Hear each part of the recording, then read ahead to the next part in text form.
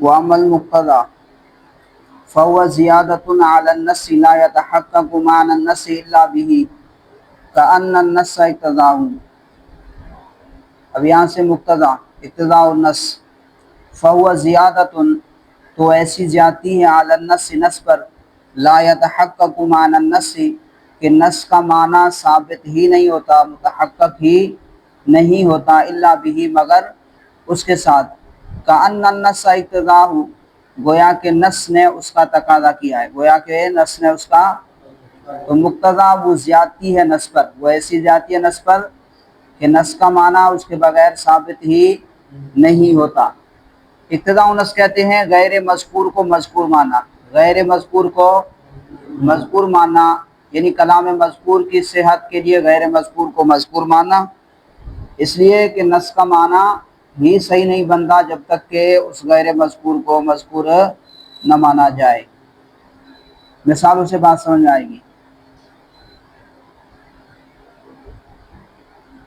کأن النص اقتضاہ گویا کہ نص نے اس کا تقاضا کیا ہے، لیصح فی نفسہ معنی ہو تاکہ صحیح ہو جائے، فی ذاتہ اس کا معنی، فی نفسہ اس کا معنی درست ہو جائے، صحیح ہو جائے۔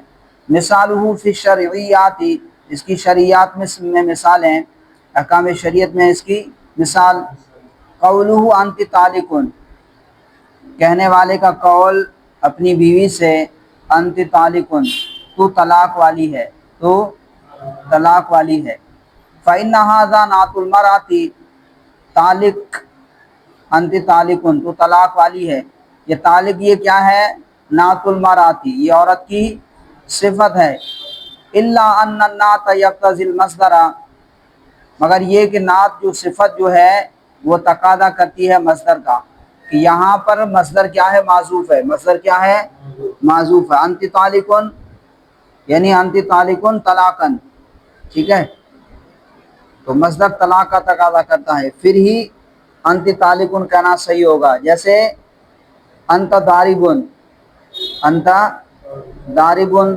اب ضرب ہوگی تو وہ ضارب ہوگا نا، پہلے کیا ہوگی، ضرب، ضرب مصدر ہے نا، پہلے ضرب ہوگی تبھی وہ ضارب ہوگا نا، اگر ضرب نہ ہو تو وہ ضارب ہے نہیں، پہلے ضرب ہوگی تو ہی وہ ضارب بنے گا، تو انت ضارب پہلے ضرب ہو پھر وہ ضارب ہوگا، تو انت طالق یہ طالق جو ہے عورت کی صفت ہے، اور صفت جو ہے مصدر کا تقاضا کرتی ہے، فکان المصدر موجود بطریق الاقتضاء تو گویا کہ مصدر موجود ہے اقتضاء کے طریقے پر، اقتضاء کے طریقے پر مصدر کیا ہے، موجود ہے۔ مثال دے رہے ہیں، وَإِذَا قَالَ اور جب کسی شخص نے دوسرے سے کہا، اعتق عبدک عنی بألف درہم تو اپنا غلام آزاد کر دے، عنی میری طرف سے، بألف درہم 1000 درہم کے بدلے میں، فقالا تو اس دوسرے شخص نے کہا، اعتق تو میں نے آزاد کیا، یقع العتق عن العامر تو آزادی جو ہے واقع ہو جائے گی، عن العامر حکم دینے والی کی طرف سے، فیجب علیہ الالف اور اس پر جو ہے 1000 درہم لازم ہو جائیں گے، اس پر 1000 درہم لازم ہو جائیں گے، واجب ہو جائیں گے، ولو کان العامر نوی بہ الکفارۃ اور اگر حکم دینے والے نے اس آزادی سے نیت کی کفارے کی، یقع اما نوا تو واقع ہو جائے گی جس کی اس نے نیت کی ہے، یقع واقع ہو جائے گی، اما نوا وہ جس کی اس نے نیت کی ہے، وذالک اور اسی طرح، اب یہاں پر اس نے جب کہا اعتق عبدک عنی بألف درہم تو آزاد کر دے اپنا غلام میری طرف سے 1000 کے بدلے میں، ٹھیک ہے، تو اب وہ جب یہ 1000 درہم یہ کس کا تقاضا کرتے ہیں کہ یہ کس کے بدلے میں بے ہو گئی، تو اب جب وہ مالک بن گیا تو اب وہ کیسے اس کو آزاد کر سکتا ہے، اس کو کیسے وہ آزاد کر سکتا ہے، تو اب کہہ رہے ہیں کہ اس کا مطلب یہ ہوگا کہ اس نے اس کو جو ہے وکیل بنا دیا، اسے خرید کر اس کے بعد پھر اسے وکیل بنا دیا، عبارت معذوف ہوگی، اس کا مطلب کیا ہوگا، پورا بیان کر رہے ہیں، وذالک اور یہ آزادی حکم دینے والے کی طرف سے واقع ہونا، لأن قولہ، اس لیے کہ اس کا یہ کہنا، اعتقہ عنی بألف درہم، لأن قولہ، اس لیے کہ اس کا یہ کہنا، اعتقہ عنی بألف درہم، تو اس کو آزاد کر دے میری طرف سے، بألف درہم، 1000 کے بدلے میں، یقتضی معنی قولی ہی، تو اس کے قول کا معنی، اس کے کہنے کا معنی یہ تقاضا کرتا ہے معنی قولی ہی، اس کے قول کا یہ معنی، بیعہ عنی، یعنی تو مجھے اس کو بیچ دے، بألفن، 1000 کے بدلے میں، ثم کن وکیلی، پھر تو میرا وکیل ہو جا، بالاعتاق، آزادی کا، وکیل بالاعتاق بن جا، پھر تو میرا وکیل ہو جا آزادی کا، فاعتقہ عنی، اور اس کو میری طرف سے آزاد کر دے۔ اس نے جو کہا تھا نا، اعتق عبدک عنی بألف درہم، کہ تو اپنا غلام آزاد کر دے میری طرف سے 1000 کے بدلے میں، تو اس کا مطلب کیا ہے؟ مطلب یہ ہے کہ اس نے، اس کے قول کا مطلب یہ ہے کہ اس نے یہ کہا ہے کہ تو بیعہ منی، تو اس کو مجھ پر بیچ دے 1000 کے بدلے میں، پھر تو میرا وکیل بن جا آزادی کا، اور پھر تو اسے میری طرف سے آزاد کر دے۔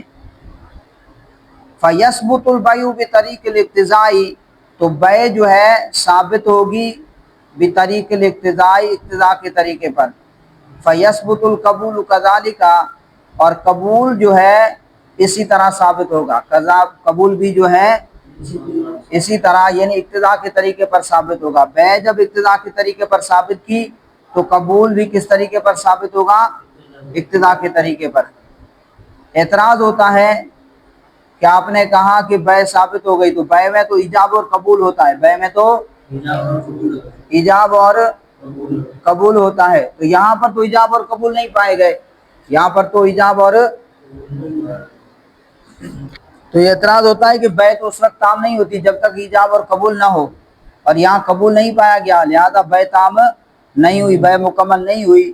تو اس کا جواب دے رہے ہیں کہ قبول بیع کا رکن ہے، قبول بیع کا رکن ہے، اور رکن شے میں داخل ہوتا ہے، رکن شے میں داخل ہوتا ہے، شرط جو ہے وہ خارج ہوتی ہے اور رکن جو ہے وہ داخل ہوتا ہے۔ تو کہہ رہے ہیں کہ جب بیع اقتضاء ثابت ہو گئی تو جو ما یدخل فی، جو اس میں داخل ہے، تو وہ بھی اقتضاءً کیا ہو جائے گا؟ ثابت ہو گیا، لہذا بیع تام ہو گئی۔ گویا کہ اس نے یوں کہا کہ بیعہ عنی، تو اس کو بیچ دے مجھ پر، کتنے میں؟ عبدک، اپنے غلام کو، بألف درہم، 1000 کے بدلے میں، ثم کن وکیلی، پھر تو میرا وکیل ہو جا، بالاعتاق، آزادی کا، فاعتقہ عنی، پھر تو اسے میری طرف سے آزاد کر دے۔ اور تب جو دوسرے نے کہا تک تو میں نے آزاد کیا، تو یہ کلام جو ہے بیع اور توکیل کے قبول کرنے کا تقاضا کرتا ہے۔ گویا اس نے یہ کہا بیعتہ منک، میں نے اسے بیچ دیا تجھ پر، بألف درہم، 1000 کے بدلے میں، ثم صرت وکیلا، پھر میں تیرا وکیل ہو گیا، بالاعتاق، آزادی کا، پھر میں تیرا وکیل ہو گیا کس کا؟ آزادی کا، فاعتقتہ منک، اور میں نے اسے آزاد کر دیا تیری طرف سے۔ تو یہ سارا کلام جو ہے اقتضاء النص سے ثابت ہوا۔ کس سے ثابت ہوا؟ اقتضاء النص سے ثابت ہوا۔ تو جب یہ اب سوال ہوتا ہے کہ بیع تو اس وقت تام ہوتی ہے جب ایجاب اور قبول ہو، یہاں تو قبول نہیں پایا گیا، لہذا بیع مکمل نہیں ہوئی، تو انہوں نے کہا جب قبول جو ہے بیع کا رکن ہے، اور رکن شے میں داخل ہوتا ہے، جب بیع اقتضاءً ثابت ہو گئی تو ما یدخل فی، تو رکن شے جو اس میں داخل ہے وہ بھی اقتضاء النص کیا ہو گیا؟ ثابت ہو گیا۔ تو کہا فیثبت البیع بطریق الاقتضاء، تو بیع جو ہے وہ ثابت ہوئی بطریق الاقتضاء، اقتضاء کے طریقے پر، فیثبت القبول کذالک، اور اسی طرح جو ہے قبول بھی ثابت ہوا اقتضاء کے طریقے پر، لأنہ رکن فی باب البیع، اس لیے کہ یہ رکن ہے کس کے اندر؟ بیع کے باب میں، بیع کے باب میں یہ کیا ہے؟ رکن ہے۔ یہ آپ کے پاس جو کتاب ہے اس کے اندر حاشیہ جو لکھا ہوا ہے، اس کے اندر یہ پوری تفصیل موجود ہے، حاشیہ نمبر 2 اور 3، اس کے اندر پوری تفصیل موجود ہے۔ وَلِهَذَا قَالَ ابو یوسف رحمہ اللہ، اسی وجہ سے امام ابو یوسف رحمہ اللہ نے فرمایا اذا قال، جب کسی شخص نے کہا دوسرے سے اعتق عبدک عنی بغیر شیء، تو آزاد کر دے اپنا غلام میری طرف سے، بغیر شیء، بغیر کسی شے کے، بغیر کسی عوض کے، بغیر کسی عوض کے اپنا غلام آزاد کر دے۔ تو اس نے کہا دوسرے نے اعتق، تو میں نے آزاد کیا، یقع العتق عن العامری، تو یہ آزادی جو ہے عامر کی طرف سے ہوگی، وَيَكُونُ هَذَا مُقْتَضِيًا لِلْهِبَةِ وَالتَّوْكِيلِ، اور یہ اس کا کہنا کہ تو اپنا غلام میری طرف سے آزاد کر دے بغیر کسی عوض کے، دوسرے نے کہا کہ میں نے آزاد کیا، یہ تقاضا کرتا ہے بغیر شیء، بغیر کسی عوض کے، اس نے کہا کہ اپنا غلام آزاد کر دے بغیر عوض کے، یہ جو اس کا کہنا ہے یہ تقاضا کرتا ہے للہبۃ والتوکیل، ہبہ اور توکیل کا، کہ تو مجھے اس کو ہبہ کر دے۔ بھئی اس نے وہاں پر کہا 1000 کے بدلے میں، وہاں 1000 کس کے بدلے میں تھا؟ پتہ چلا بے کے بدلے میں، لیکن یہاں پر کہا کہ بغیر کسی عوض کے، تو بغیر کسی عوض کے اپنا غلام آزاد کر دے میری طرف سے، تو اس کا مطلب یہ ہے کہ تو مجھے ہبہ کر دے اور پھر تو میرا وکیل بن جا اور میری طرف سے اس کو کیا کر دے؟ آزاد کر دے۔ تو اس کا یہ بغیر شیء، بغیر کسی عوض کے، یہ جو اس کا کہنا ہے یہ تقاضا کرتا ہے للہبۃ والتوکیل، ہبہ اور توکیل کا۔ ولا یحتاج فیہ الی القبض، اور اس میں حاجت نہیں ہوگی قبضے کی، اس میں حاجت نہیں ہوگی قبضے کی، لأنہ بمنزلۃ القبول فی باب البیع، اس لیے کہ یہ قبول کے درجے میں ہے فی باب البیع، جیسے فی باب البیع، بیع کے باب میں، جیسے قبول بیع کے باب میں جو ہے رکن ہے نا، کہہ رہے ہیں اسی طرح جو ہے لأنہ بمنزلۃ القبول، جیسے آپ نے وہاں پر قبول کو اقتضاءً ثابت کیا، تو یہاں پر جو ہے قبضے کو بھی کیا کریں گے؟ اقتضاءً ثابت کریں گے، قبضے کو بھی کیا کریں گے؟ اقتضاءً ثابت کریں گے۔ تو کہہ رہے ہیں کہ یہ ایسے ہی ہے، لأنہ بمنزلۃ القبول، جیسے قبول ہے یہ قبول کے درجے میں ہے فی باب البیع، بیع کے باب میں۔ اب یہاں سے طرفین ان کا رد کرتے ہیں، امام ابو یوسف کا، امام ابو یوسف کا طرفین رد کر رہے ہیں۔ یہ آپ نے نشان بھی بتائیں کہاں ڈالا ہوا ہے؟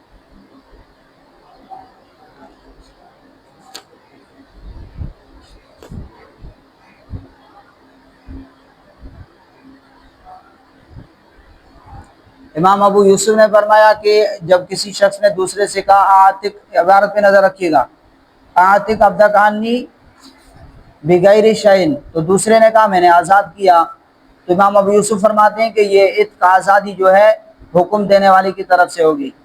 عامر کا یہ کہنا کہ میری طرف سے اس کو آزاد کر دے بغیر شیء، بغیر کسی عوض کے، یہ ہبہ اور توکیل کا تقاضا کرتا ہے۔ گویا کہ عامر نے یوں کہا اب عبدک لی، تو مجھے اپنا غلام ہبہ کر دے، ثم کن وکیلی، پھر تو میرا وکیل بن جا، بالعتاق، آزادی کا، فاعتقہ عنی، تو پھر اسے میری طرف سے آزاد کر دے۔ تو دوسرے نے کہا اعتق، تو میں نے آزاد کیا، تو یہ کلام بھی ہبہ اور توکیل کے قبول کرنے کا تقاضا کرتا ہے۔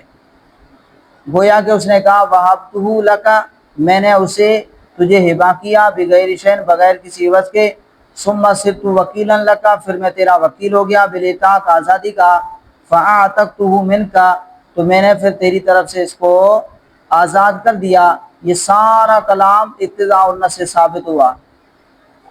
تو پھر اعتراض ہوتا ہے کہ ہبہ جو ہے قبضے کے بغیر تو کام نہیں ہوتا، یہاں پر تو قبضہ نہیں پایا گیا، تو امام ابو یوسف اس اعتراض کا جواب دیتے ہیں کہ ہبہ میں قبضے کی حیثیت وہی ہے جو بیع میں قبول کی حیثیت ہے، جو بیع میں قبول کی حیثیت ہے، یعنی جس طرح بیع کے اقتضاءً ثابت ہونے سے ما یدخل فیہ، یعنی قبول بھی اقتضاءً ثابت ہو جاتا ہے، اسی طرح جب ہبہ اقتضاءً ثابت ہو گیا تو قبضہ بھی اقتضاءً ثابت ہو گیا۔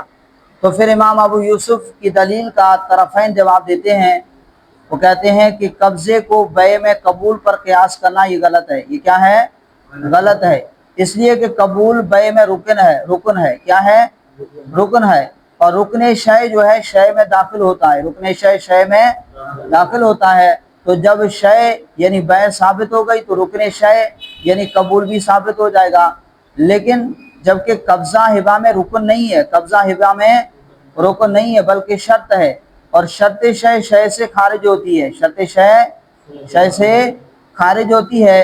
جب شے یعنی ہبہ ثابت ہوگی تو شرط شے قبضہ ثابت نہیں ہوگا، اس لیے کہ ہبہ قولی چیز ہے اور قبضہ فعل جو حصی ہے۔ اگر قبضے کو ہبہ کے تابع کر کے ثابت مان لیں گے تو فعل حصی کو قولی چیز کے تابع کرنا لازم آئے گا۔ فعل حصی کو بھئی قبضہ کیا ہے، ٹھیک ہے نا، فعل حصی کو قولی چیز کے تابع کرنا لازم آئے گا، جو کہ جائز نہیں، بخلاف بے اور قبول کے، کہ بے بھی قولی چیز ہے اور قبول بھی قولی چیز ہے۔ اب اگر قبول کو بے کے تابع کر کے ثابت مان لیں گے تو قولی چیز کو قولی چیز کے تابع کرنا لازم آئے گا، اور یہ کیا ہے، جائز ہے۔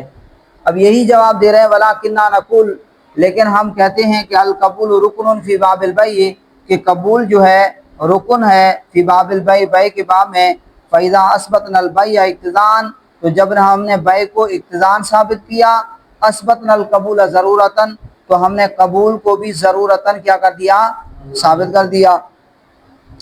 بخلاف القبض فی باب الہبۃ، برخلاف قبضے کے فی باب الہبۃ، ہبہ کے باب میں، کیوں؟ فإنہ لیس برکن فی الہبۃ، اس لیے کہ قبضہ جو ہے رکن نہیں ہے ہبہ میں۔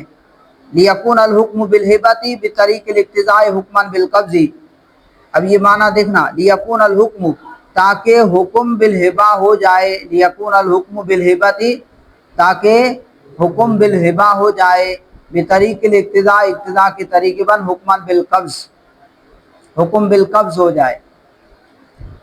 حکم بالہبہ جو ہے وہ حکم بالقبض بھی ہو جائے اقتضاء کے طریقے پر، یہ نہیں ہوگا، کیونکہ ہبہ میں کے اندر قبضہ رکن نہیں ہے۔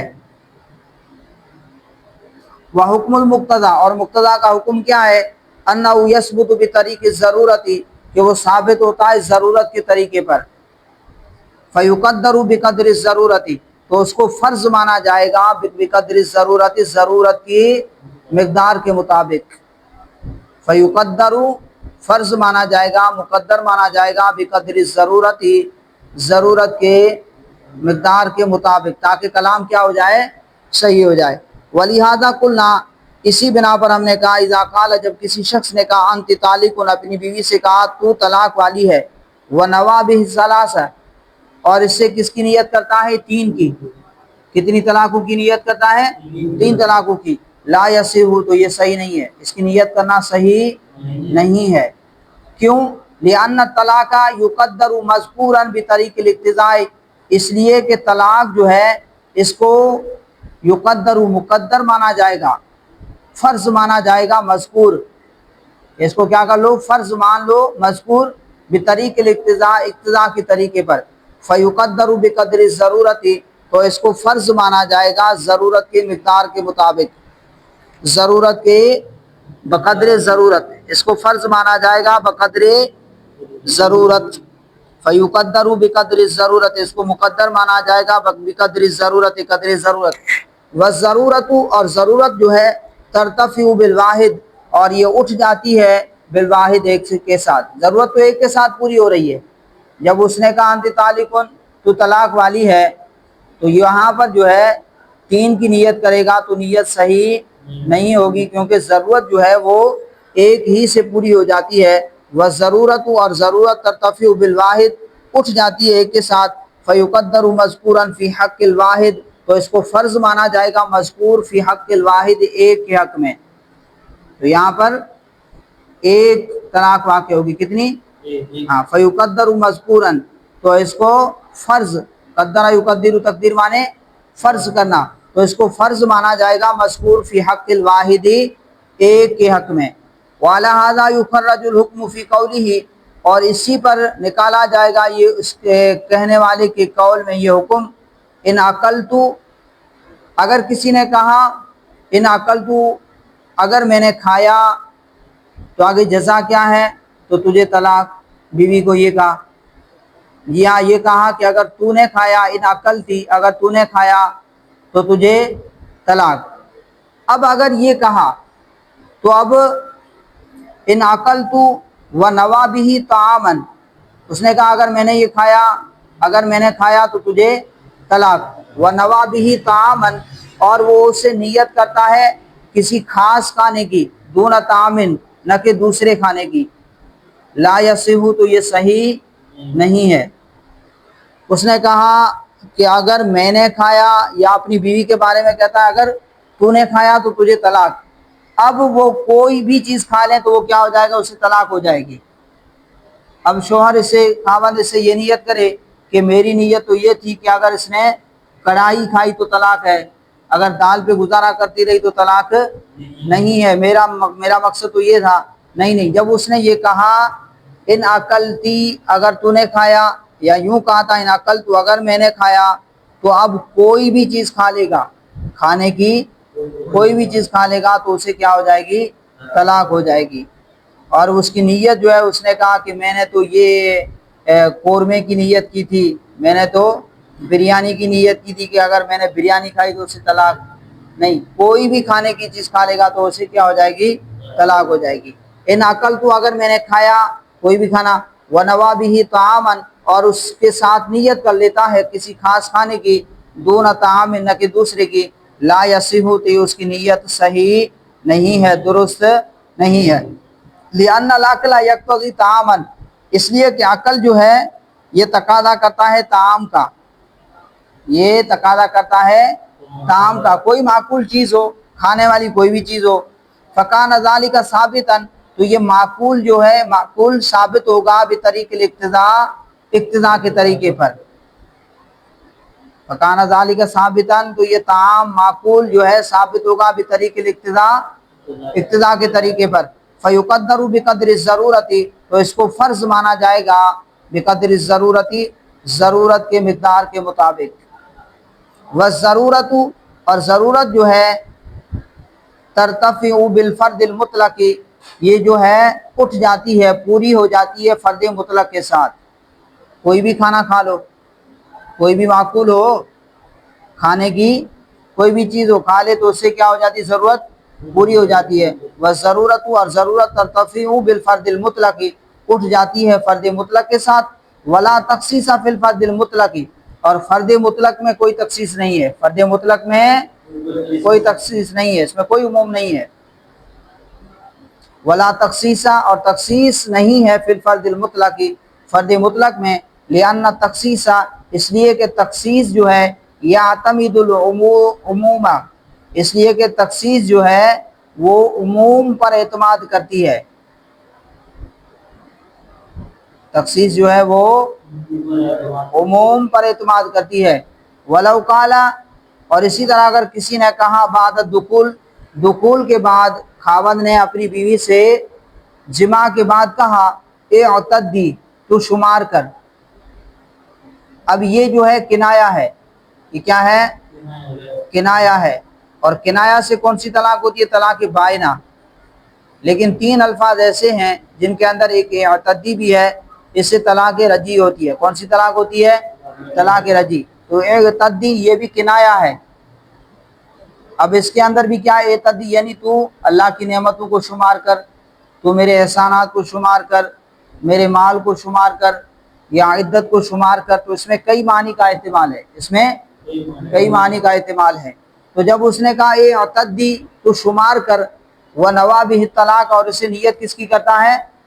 طلاق کی نیت کرتا ہے، فیقع طلاق اقتضاء، تو طلاق جو ہے واقع ہو جائے گی اقتضاء کے طور پر، اقتضاء، بطور اقتضاء طلاق ثابت ہو جائے گی۔ لأن الاعتداد، اس لیے کہ عدت گزارنا، عدت کون گزارتی ہے؟ جس کو طلاق ہوئی ہو، جسے طلاق ہوئی ہو وہی عدت گزارتی ہے۔ لأن الاعتداد، اس لیے کہ عدت گزارنا، یقتضی وجود الطلاق، یہ تقاضا کرتا ہے طلاق کے وجود کا، طلاق کے پائے جانے کا۔ یہ طلاق وہی گزارے گی جسے طلاق ہو، عدت وہی گزارے گی جسے طلاق ہوئی ہو۔ تو یہ اس کا کہنا ہے تردی یہ جو ہے کہ تو عدت گزار تو شمار کر، یہ اعتداد جو ہے تقاضا کرتا ہے طلاق کے وجود کا۔ فیقدر الطلاق موجودا ضرورتاً، تو فرض مانا جائے گا طلاق کو، مقدر مانا جائے گا طلاق کو موجوداً موجود، ضرورتاً ضرورت کے اعتبار سے، ضرورت کی بنا پر اس کو مذکور مانا جائے گا، موجود مانا جائے گا۔ وَلِهَذَا كَانَ الْوَاقِعُ بِهِ رَجْعِيًّا، اسی وجہ سے اس سے جو طلاق واقع ہوگی وہ کون سی ہوگی؟ رجعی ہوگی۔ اس سے طلاق واقع ہوگی وہ کون سی ہوگی؟ رجعی ہوگی۔ اگر دخول سے پہلے کہتا تو پھر دخول سے پہلے اگر طلاق دی جائے تو کون سی طلاق ہوتی ہے؟ طلاق بائنہ ہو جاتی ہے۔ جیسے ہی بیوی کو طلاق دے گا فوراً وہ کیا ہو جائے گی؟ بائنہ ہو جائے گی، فوراً وہ کیا ہو جائے گی؟ بائنہ ہو جائے گی۔ لیکن دخول کے بعد کہا ہے اعتدی، تو دخول کے بعد وہی عورت عدت گزارتی ہے جس کے ساتھ خاوند نے جماع کیا ہو، اس لیے عدت گزارتی ہے کہ کہیں حمل وغیرہ نہ ہو، کہیں حمل وغیرہ نہ ہوا ہو، اس لیے وہ عدت گزارتی ہے۔ تو کہہ رہے ہیں وَلِهَذَا كَانَ الْوَاقِعُ بِهِ رَجْعِيًّا، اسی وجہ سے اس سے جو طلاق ہوگی اعتدی جب اس نے کہا اور نیت طلاق کی ہے تو اس سے جو واقع ہوگی وہ کون سی طلاق ہوگی؟ طلاق رجعی ہوگی۔ لِأَنَّ صِفَةَ الْبَيْنُونَةِ زَائِدَةٌ عَلَى قَدْرِ الضَّرُورَةِ، اس لیے کہ صفت بینونہ یہ زائد ہے علی قدر الضرورت، ضرورت کی مقدار پر، علی قدر الضرورت، ضرورت کی مقدار پر یہ کیا ہے؟ صفت بینونہ زائد ہے۔ فلا یثبت بطریق الاقتضاء، تو یہ صفت بینونہ ثابت نہیں ہوگی بطریق الاقتضاء، اقتضاء کے طریقے پر، ولا یقع الا واحد، اور اعتدی سے واقع نہیں ہوگی الا واحد مگر ایک، لما ذکرنا، اس وجہ سے جو ہم نے ذکر کیا۔